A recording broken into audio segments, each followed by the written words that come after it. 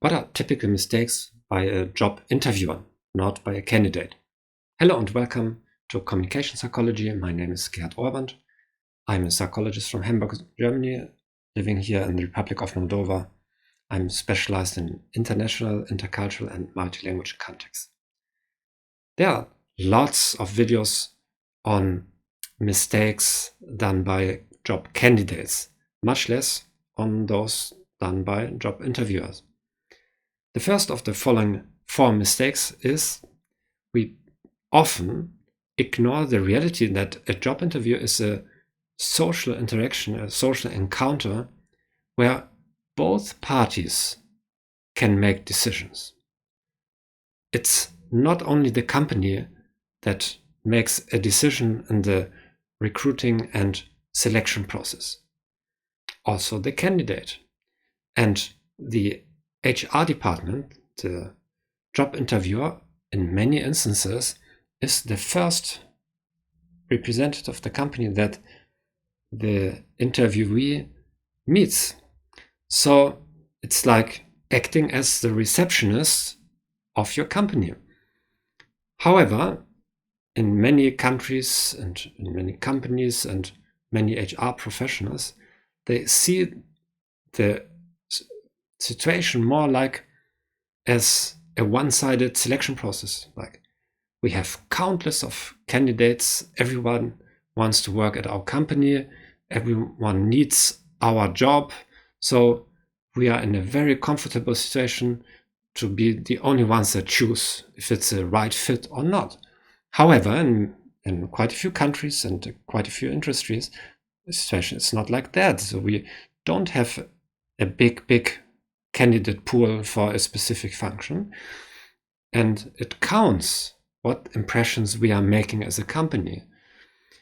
However, if the job interviewer still acts with this old gatekeeper mentality, a bit top-down, arrogant, then the effect will be most likely negative, because it's not only the candidate that can interrupt the process.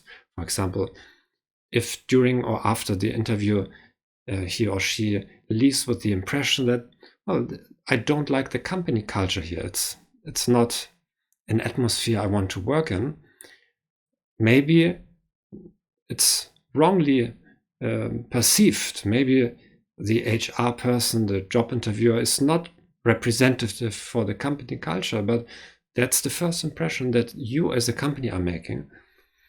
Not only the candidate can interrupt the process, but if it's in a certain industry, if it's for certain specialties, most likely he has colleagues that are aware of his process of looking for a job, and if the experience is negative, then most likely he will tell other colleagues too. And you are wondering, why aren't we getting more candidates for certain positions? Because the candidates among themselves also interact today. And I'm not going into the topic that there are lots of websites where candidates or employees rank their company. So it's no longer a one-sided process where you can rely on having a gatekeeper mentality only. The second mistake is of conducting unstructured interviews. So in many countries, in many industries, for many HR professionals, the standard is still having an unstructured job interviews where people just improvise the conversation. Now, the problem with this is all kinds of conversations are prone to be influenced by biases. For example, there's a beauty bias. Beautiful people have certain advantages. That's been researched in social psychology, for example. They get less harsh prison sentences, and they are judged more favorably.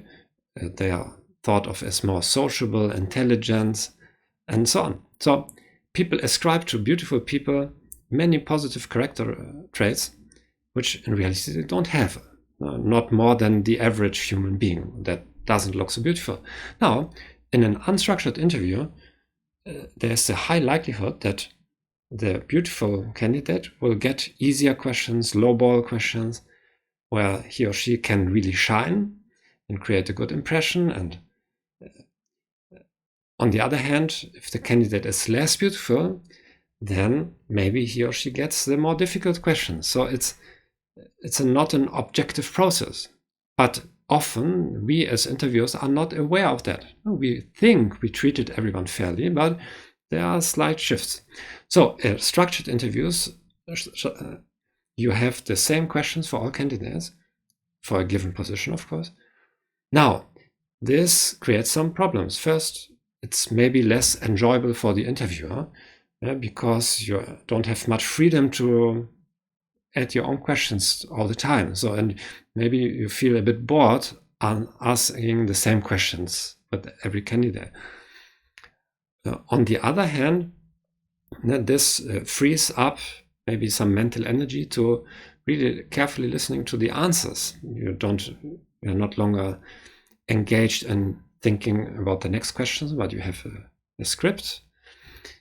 And the difficulty is, of course, how to come up with good questions for a structured job interview and with good answers, because it's not enough to give a question, but you need to have also some expectations. What constitute a perfect, a good, mediocre, not so good, and bad answer in a certain for a certain question. And this means that there needs to be some preparation for that interview that not all companies want to invest. For example, the HR person would have to consult colleagues, specialists for the recruited position and ask them, maybe make even a job analysis, but at least ask them, what are criteria to differentiate between perfect and not so perfect candidates. So in an unstructured situation, people typically rely on the standard questions, which leads us to mistake number 3, which is asking irrelevant questions. Now, what is an irrelevant question? The goal of questions in a job interview is to work as predictors for future job performance. So they are criteria by which we can differentiate which candidate is more likely to perform well and which who not. Now, to find the right questions means you need to do some preparation for that, like I mentioned before. And not all questions asked at a job interview have predictive validity. They have often zero correlation, zero relationship to the actual job performance. And a German professor named Uwe Peter Kanninger, I believe, the reference is here, conducted some studies on this, showing that on the one hand, in German companies, questions like, what are your strengths and weaknesses are still very popular. But on the other hand, those questions have almost zero correlation with actual job performance. They're very popular, but they have absolutely no power to predict the future job performance. So they are useless. It's a waste of time because we have limited time to test the candidate adequately. And each minute lost for something that has no predictive value, it's wasted money and time. So questions should be chosen only if they have a strong correlation to job performance. And the best thing, of course, is to do some kind of job analysis. And there are different methods to do this. It's not the topic of this show here. We are not an HR show. But it's not enough to ask questions that everybody asks. Now, a big problem, if your supervisor is not very well versed or trained in human resources, then you may even get a problem for not asking those standard questions. So it looks unprofessional not to ask questions like, What are your strengths and weaknesses? Now, why are those questions not good? Why do they show almost zero correlation with actual job performance? On the one hand, also because people know those questions for not centuries, but decades at least. So there are lots of videos on YouTube and people can rehearse as long as they want. So what you are getting is not a spontaneous answer. It's a rehearsed, well-crafted, consulted answer, which gives you not really information about the person, how he or she really is. Now, and also the other question is, well, if somebody answers you something, how has that a relationship to the concrete technical job that person has to do? And that's also questionable. So it's better to ask questions that really differentiate the good from bad specialists.